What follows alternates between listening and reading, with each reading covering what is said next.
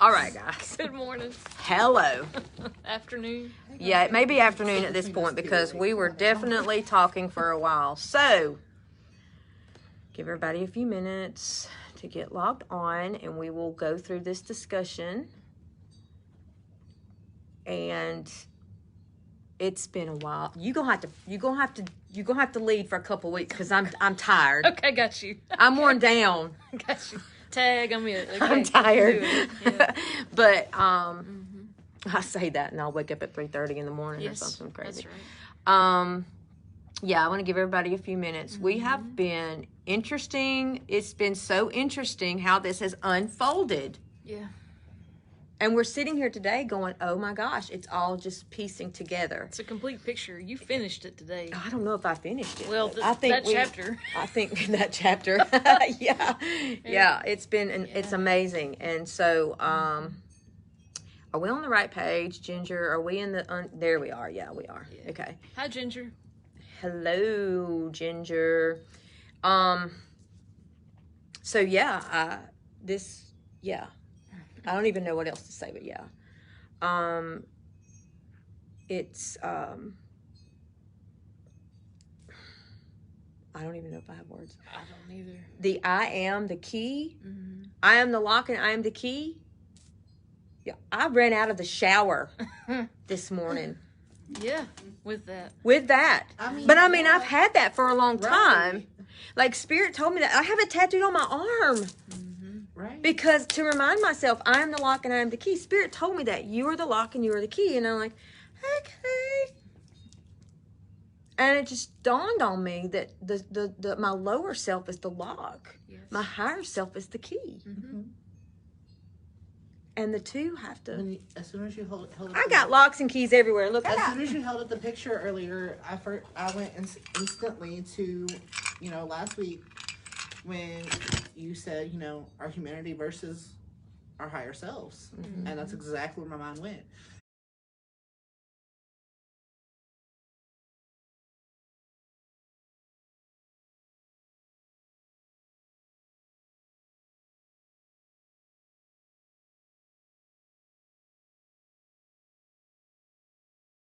And she just pulled out Oh yeah, I got them everywhere. Yes. I got keys everywhere. And Spirit is like, it's so interesting when Spirit starts showing you something, it just gets bigger and bigger. You think you got it. Oh, I'm the lock and I'm the key. Yeah, I got it. And then, whoa, wait a minute. It's more. There's more to it. And I love how you... I'm sorry, go ahead. No, go ahead. You go ahead. I was just going to say, I love... It really just floored me when you started holding up all the different pictures and the different paths and the different maps. They're all the same, and we've been saying this for a long time now, but to see it visually represented like that was a very different experience for me today. So thank you for doing that, because it's one thing to say, oh yeah, all paths are welcome here, but all paths are welcome here, and all of them are the same. I mean, we're going the same place if we're walking in the direction of love. Exactly. And the path, and I love the tree of life, looking at it through the tree of life, and seeing, when we do expand our territory and we do stretch our minds and go beyond our minds, that's when you start to see clearly. Which ties me into this tattoo. Yes. Yes. The sacred geometry. The sacred geometry. There's actually, I've actually talked to someone a few months ago who sent me a video about those exact symbols and how it ties into the tree of life and how it goes beyond that, because there's more of it that no one ever focuses on. And seeing you have that the bottom part or the top part, where you've actually gone beyond just the simple basis of the tree of life. Yeah, I would go further, but I ran out of an arm. Right.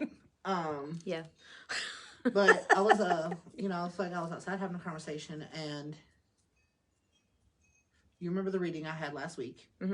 Okay. And I have started every day. I've not missed a day of saging myself in meditation and silent prayer and rebooting my chakra, rebooting my own map. And I have always said, well, you remember years ago when I first started coming to Joshua, I had said that all religions are the same, just cultural differences. That's yeah. the only thing that differs is culture. And then today you hold up all those symbols, like Holly said, and it just hit home visually that they really are all the same. They're all the same pattern. And one thing that we did that I really I'm excited about, because we started debunking the left behind theology, that, rapture theology that is so traumatic, that teaches kids and taught us when we were young. You're going to get left behind if you're not, if you don't pray this prayer, blah blah blah, and you don't do this, and you don't follow this doctrine. If you don't go to this church, even, you're going to be left behind. And we started out there, and it kind of came to this place. It's really beautiful that it landed here. Yeah. I can't say I expected it to. No, we went from rapture to resurrection. Yeah, absolutely. And it landed on Easter Sunday. Yeah, how cool I wasn't that? planning that either. I mean, I promise you I was not planning that. It just really happened. It unfolded. It unfolded very, and I thought about the lotus this morning, standing there going, this is the picture of the lotus.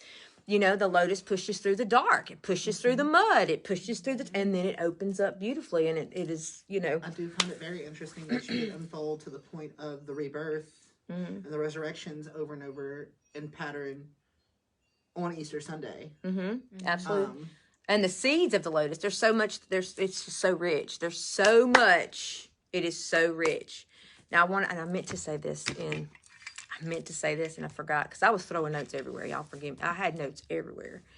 But, of course, Kabbalah means to receive from above or to receive from the past. So it is lessons learned or lessons that are coming, which is, that's what it means. That's all. Sorry, we lost the feed for a second. A man couldn't receive the teachings of Kabbalah until he was 40. 40 years old. Because they said he wasn't ready. And there's that 40 again. Yeah. That brings it back to an epiphany I had not moments ago. We go through these life cycles. We go through, and not just the little continuous rebirths we have with our growth, but depending on the belief system you have, being reborn, lifetimes. Reborn. Absolutely. I come to the realization we can't reach that higher place, that heaven, that whatever you want to refer to it as, until we've rebirthed those 40 times. That's good. It's okay. It's okay. It's okay, Sandy. We're really just chatting about the discussion today. Now, I think about the Ouroboros too, because I've been stuck on that symbol, y'all. I've been painting that symbol for a year. Yes. Everything I paint's got the Ouroboros. It's right there. Yes. I feel it, people. It's on Sigma. It's everywhere. I painted it. It's everywhere. It's everywhere. And I'm sitting there with this. I'm going, oh, well, I don't know. I get it. Yeah. I get it. It is a death and rebirth, and it's constant. It's not a one-time thing. We go through all these deaths and rebirth, and it was so interesting to see the two rebirths, the water and spirit. I had never seen that before. But when that dream and that tree, the top of the tree turned upside down and landed on top of the bottom, they lined up, the ego part and the grave. Yeah. And they lined up, and it was well, I mean, your crazy. Geometry has sacred symmetry with it. So of course, absolutely. Absolutely. And on your comment about the rebirth and stuff, the wineskin. Okay, you had talked about that right after discussing the creation of Adam and Eve, the split between Adam and Eve, that they weren't prepared. Perhaps it was the same thing as the wineskin, and splitting Adam into Adam and Eve was preparing that new wineskin for that new wine. I'm not sure I follow that. I'm not sure I follow what you're saying. You said you couldn't put new wine into old wineskin. Right. Well, they weren't ready. That's basically what I'm saying. They weren't prepared for the upper. Adam and Eve weren't like we were at that time. Right. Until after the fall. So I think what Jesus is referring to as old wineskins is us operating in the old what's the word I'm looking for? Mindset. Yeah, like in the fallen, we were part of the fallen, and they weren't yet, but they weren't mature enough to receive the spiritual things. They had to get through the cycle of the creation, and I meant to hit this too, because the first creation was 7 days, right? God rested on day 7, and then it goes through the second creation story. And before the Shabbat, which is the rest day, Yes. the 7th. Yes. it's the Renewal, restoration. yes, the 7th day. What is it called? What do we call it? Shabbat. Yeah, but what is it? What do we call it? Sabbath. Thank you. Oh. The Sabbath. Words are hard. Yeah, and so what they did is they didn't make it through the whole creation. They did it before that first Shabbat. If they would have waited, they would have received, their earthly creation would have been completed. But it was not completed because it didn't go through the full process. You see what I'm saying? The creation in the heavens took 6 days, and then God rested. And then on the earth, it was right at the end, but they weren't complete before they tried to take the spiritual knowledge. Does that make sense? It was like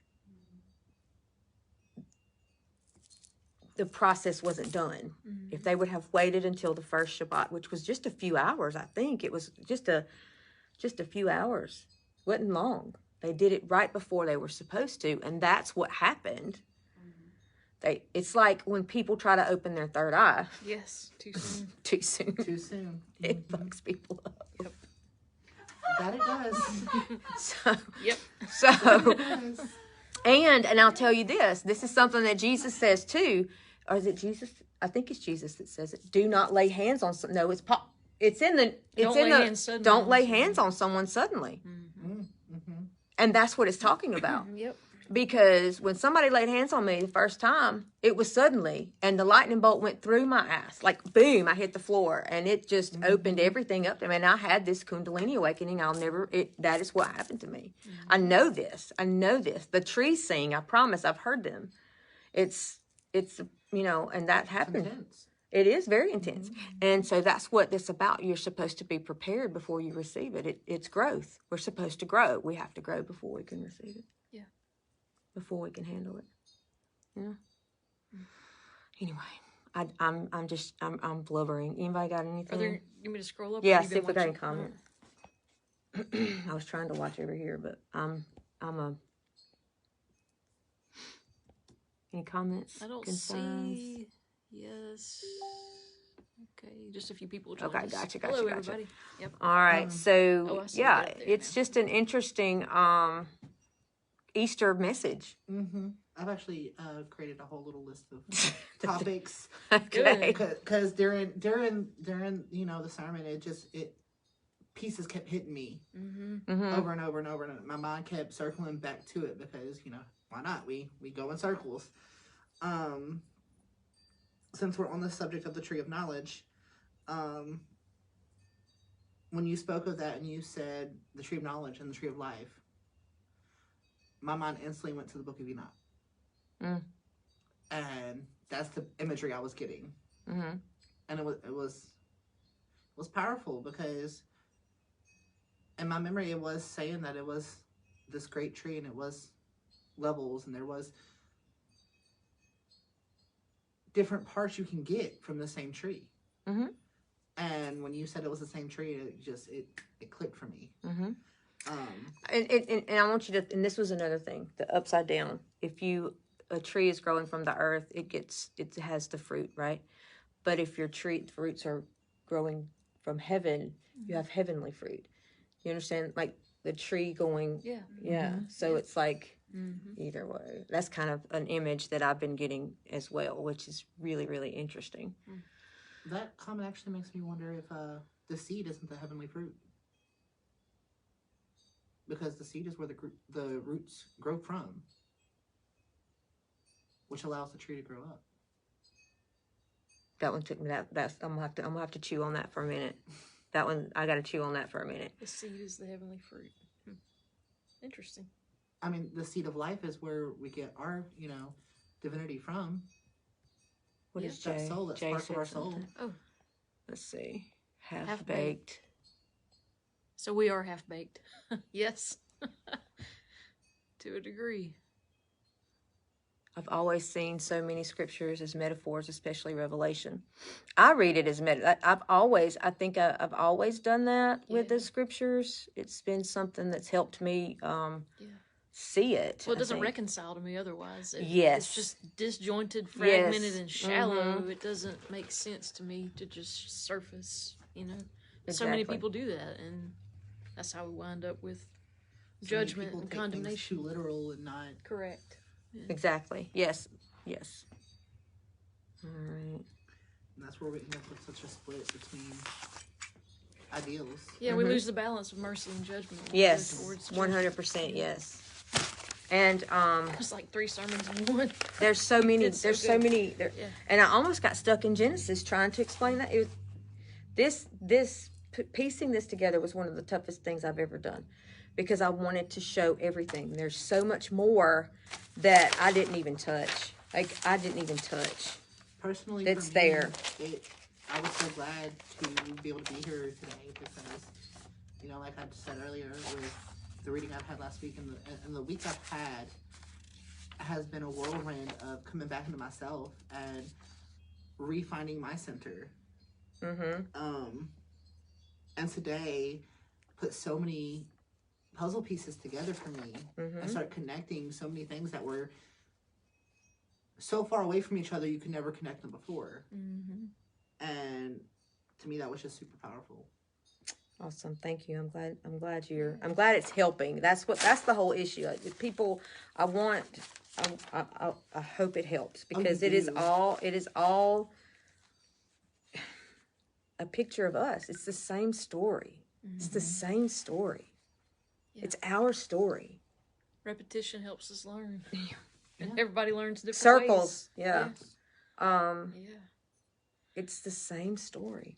Yeah. And I should have taken notes on my phone. You've inspired me to remember to do that. This is the first time I've ever done it. I just felt this urge. Like as soon when BB said the deep towards the very beginning of the sermon, instantly I felt that urge to take notes. Yeah. One thing that did, and I've never felt that before. Yeah, well, I'm glad you did, and I'll try to remember to do that too. Sometimes I do, but I did not today. But one thing that you said that it just struck me because of the difference in the creation stories that you pointed out. And one creation story talked about God speaking and the sound at the beginning. And Sarah, you and I talked about this not long ago, but Mary did not recognize Jesus until the sound came, until he said her name. So it's like the visual no longer registered with her, but the vibrational, the sound. The beginning was the sort energy. of like, I don't know, does that make sense? Yes, the spirit, I never the energy. saw that story that way before. I'd always just thought it on surface level as, oh, well, he said her name, and how sweet she knew it when he said her name. And it is sweet, but maybe it's deeper. I mean, the soul recognizes, the sound. Scientifically Let there be speaking, life. The sound of my voice. Sounds, Like Jesus says, my sheep will recognize the sound of my voice. Yeah. I don't know. Maybe that's just me kind of seeing it that way. But I like that, actually. I like that a lot. I never noticed that John appeared in the wilderness. There's so much today. Yeah, appeared. Huh. He appeared in the wilderness, proclaiming, repent, go beyond your mind. Yep. They were saying the same word. Yeah. Yeah. And when I saw that, I thought about Moses being right there at the Red Sea. Yes. Leaving the dark land, right? You know what I'm saying? And go beyond your mind, Moses. Go beyond your mind. Tap into that divine energy. Go beyond your mind, and then bam, walk through and got to that place. It's like we get in those wilderness moments, those dark times where we're stuck. We just feel like we're walking in circles. Can't seem to get anything done. And we have to, and we're like, I don't know what to do. And we're thinking in logical human, knowledge. We're trying to problem solve with what we have in our lower self. Yeah. And John's like, here I am. Yep. Go beyond your mind. Think. Go beyond your mind, and let's, and the drawing of the two. I love that. Oh my God! It's the triangles, y'all. I can't even. That's exactly where my mind It's kept just. going the whole time. I just. It's crazy. The whole thing is crazy. It's like my damn tattoos are prophetic or something. I didn't know all that was what I was doing, but Yes. yeah, obviously it is. So anyway, And you bring back Moses up in the Red Sea is my next point of that took notice. You said he had washed, the Pharaoh in the sea. It made me think of he baptized himself. He gave himself that final when he raised his staff and reached for that higher knowledge that go beyond. He finally gave himself that release of it's okay to have the shadow self and it's okay to step away from it. It's okay to lay that shadow down. Right. And Well, it was accept that that other side, the mercy. And that struck with me too. That it's okay to lay down that shadow self. You accept it, yes, but you can accept the mercy and go to the center to where it doesn't matter anymore. Yeah, and it's like in Revelations 12 where it says the woman she was dressed in the sun, clothed in the sun, and the moon was at her feet. It was still there, just at her feet. You know what I'm saying? Like the ego.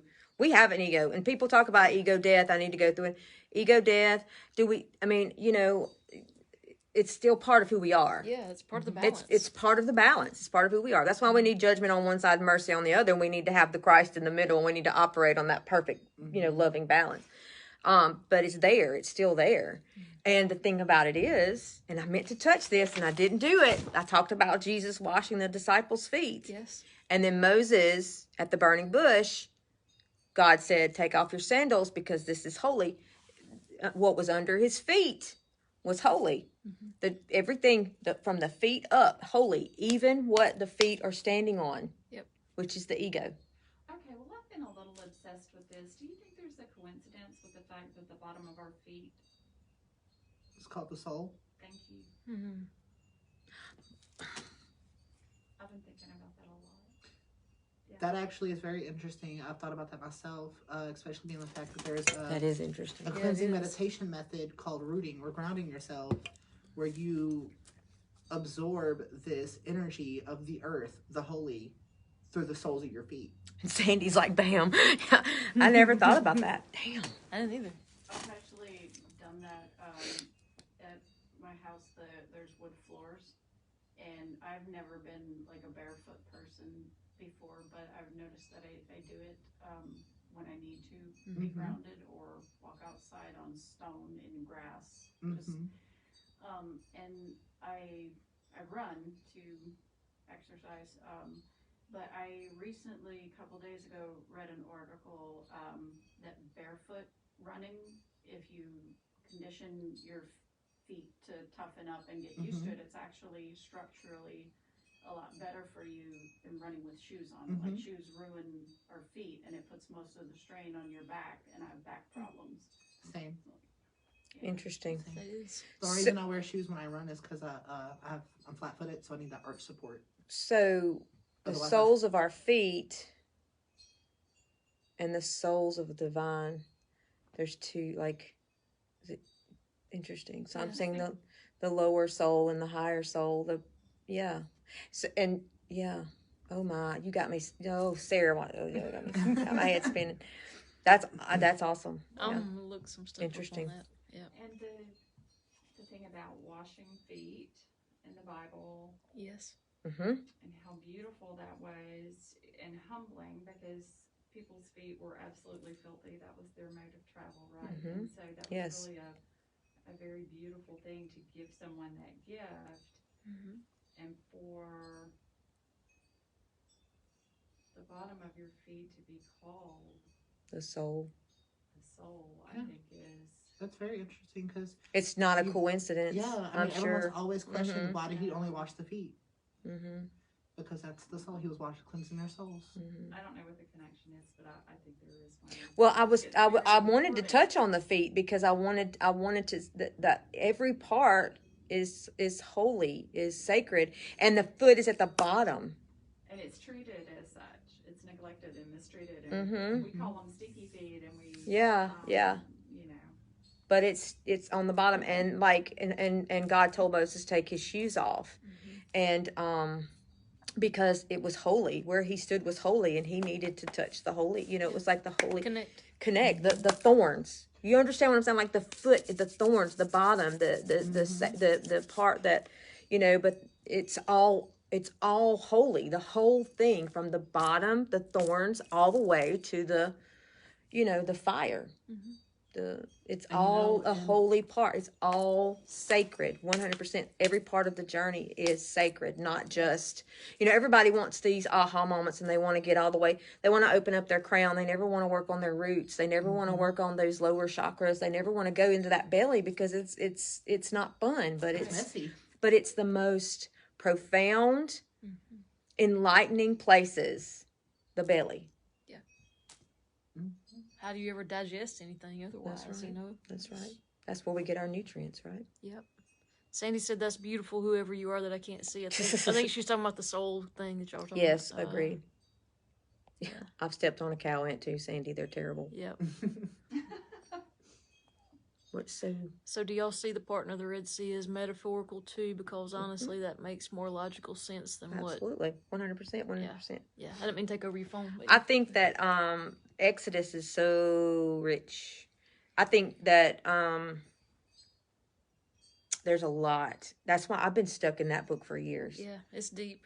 It's very deep. It's very deep. I read it and I find something else, and I read it again and I find something else, and it's just very deep. It's amazing. Moses and Joshua, probably two of my favorite of all the scripture. Jay said something I saw. Hey, Jay. Yes, Jay. Hey, Jay. Hey, Kathy. We're encouraged to seek growth and change. That's right. We're to transform, but we get comfortable. Yeah. And transformation requires facing something that we need to change. Yep. You know, it's interesting you said we're comfortable because every time we get comfortable is when God throws us a hardball. Absolutely. That's when he's like, okay, time to shake this up. Yep. You need a rebirth. Well, I mean, circumstance definitely does that to us. All right, guys, y'all got any comments, questions, or concerns? I'm going to shut this down, I think. Got to get home to my kid who's probably eating all the chocolate in the house. Good. Let her do it. Yeah, so... But yeah, I don't know what you're going to do, Holly, but I'm taking a week off. I'll be ready. I'll be ready. So this was profound today. Thank you. Well, I thanked Spirit for it this morning. I'm just like, you know, it's we started this year on a search for the Christ outside of the Bible. We did. And, you know, we did something. We reached up and drew it down. I believe that 100%. You know what I'm saying? Yes. We did that. We seek and you shall find, basically. So we started seeking, and you know we find Christ every Disney movies. The lightning struck, didn't it? Everywhere. Yes, everywhere. Everywhere. And you know it's it's universal. The universal Christ. The universal truth. Yeah, absolutely, 100%. All right. Thank y'all for being here with us today. Yes, we appreciate y'all, and I hope you have a wonderful Easter. And if y'all need anything, let us know. Blessed be. Bye, guys.